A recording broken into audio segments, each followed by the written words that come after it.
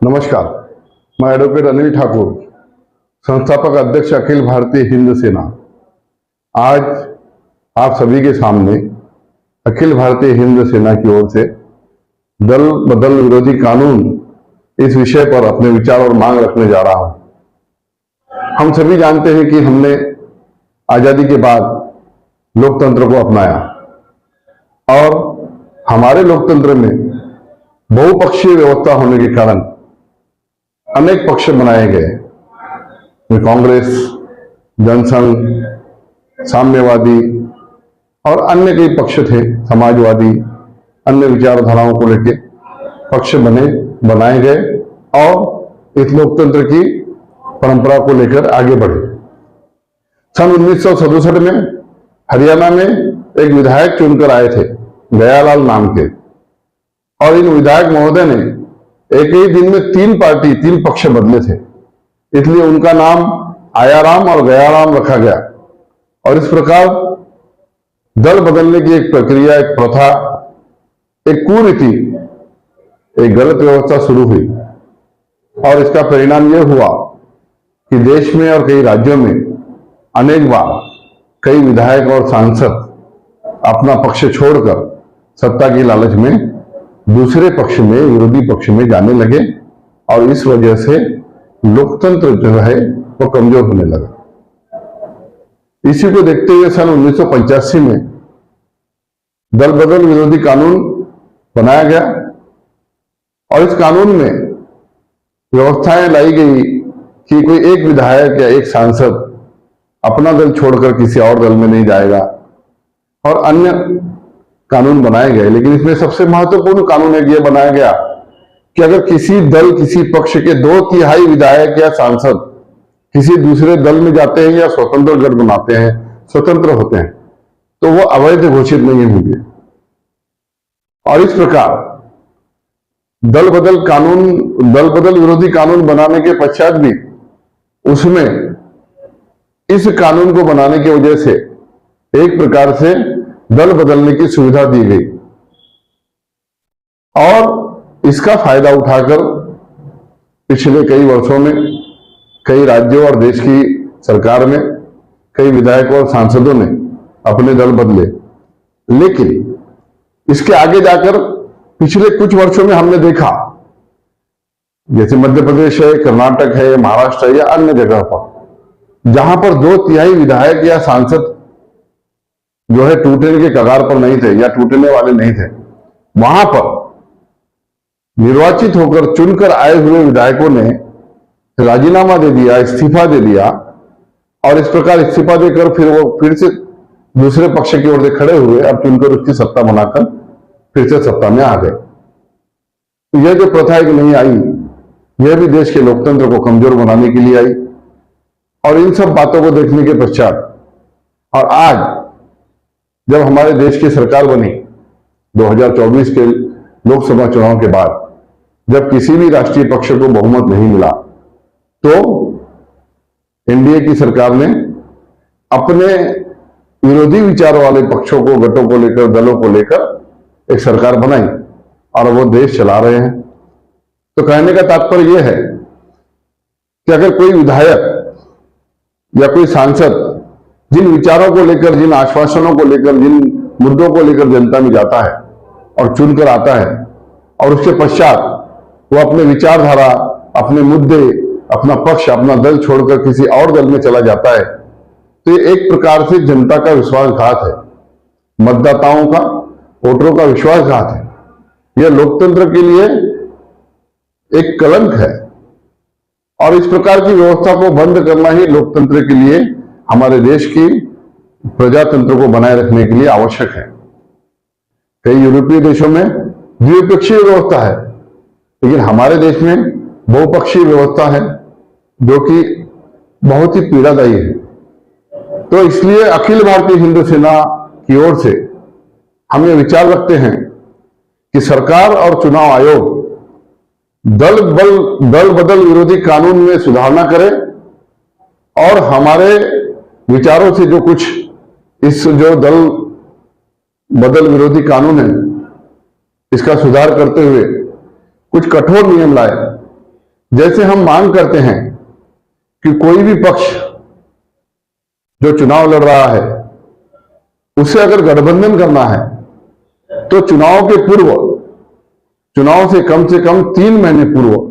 वो पक्ष जो आपस में गठबंधन करना चाहते हैं वो एसडीओ कोर्ट में, कलेक्टर कोर्ट में या फिर चुनाव आयोग में जाकर अपने गठबंधन का एक एग्रीमेंट करें फादर और उसकी मंजूरी लें कि आने वाले 5 वर्षों तक, 10 वर्षों तक हमारा गठबंधन कायम रहेगा। और उस एग्रीमेंट को, उस करार को जो भी गठबंधन के पक्ष तोड़ेंगे उन्हें अवैध घोषित किया जाएगा। इस प्रकार जो भी गठबंधन हो वो चुनाव के पूर्व हो, पश्चात नहीं, क्योंकि सत्ता प्राप्ति के लिए संधि साधु स्वार्थी पक्ष के लोग, विधायक, सांसद फिर अपने विचारों का, अपने मुद्दों का त्याग करके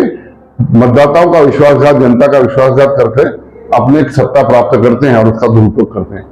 इसलिए हमारी मांग है कि सरकार स्वयं ऐसा कानून बनाए कि किसी भी पक्ष को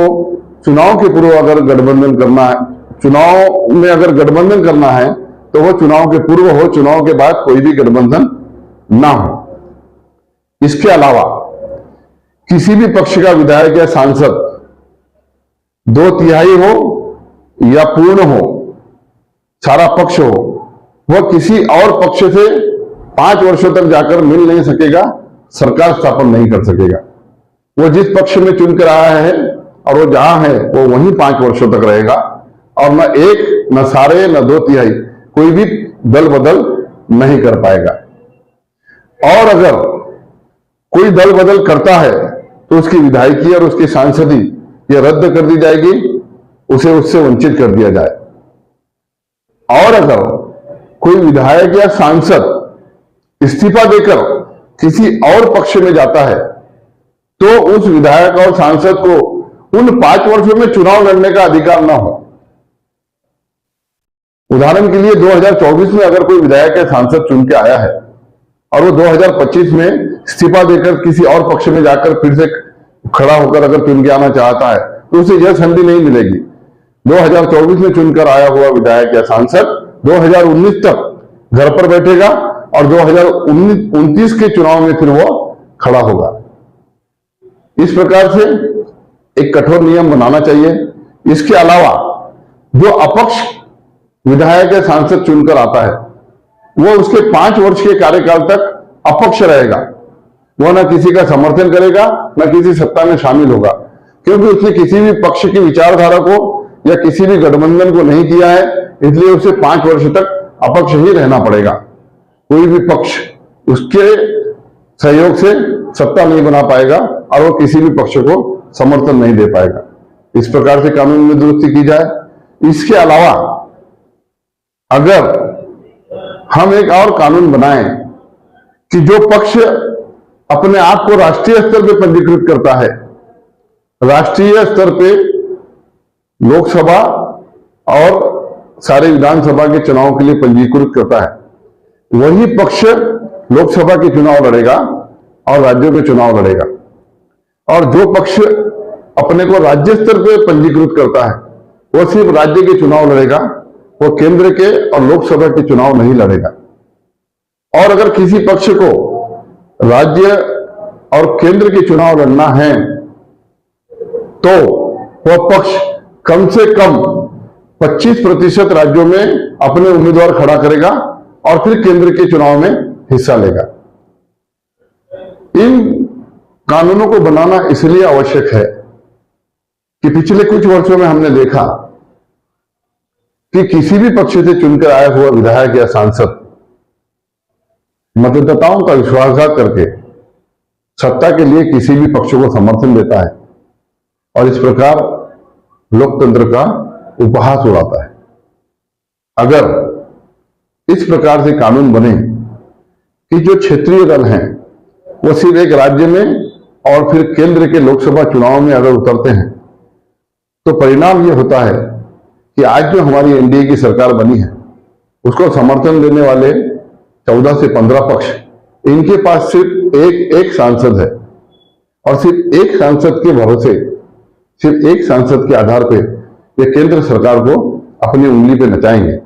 और उसे कमजोर बनाएंगे। तो इस प्रकार की अगर व्यवस्था होती है तो यह लोकतंत्र के लिए घातक है।